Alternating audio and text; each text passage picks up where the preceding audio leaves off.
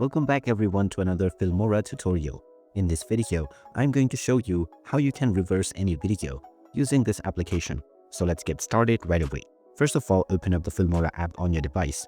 And after you have created your project, you can import any media and then drag and drop it onto your timeline right away. I'm going to use a stock footage as an example. Just drag and drop your video and you can check out the preview. Now, as you can see, this woman is running forward, left to right. If we wish to reverse this video, then just make sure that it is clicked and selected within your timeline, and now click on this icon, which is displayed like a clock. When you click on this, you will see the various controls, including the speed, and at the very end, you will find reverse. Go ahead and click on it, and now this will reverse the entire footage. You can now check the preview, and the full video has been reversed.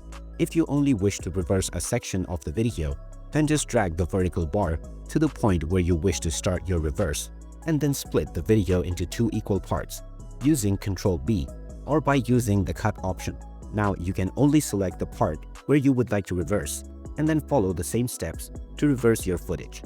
So there you have it. That is how easy it is to reverse your videos on the Filmora video editor.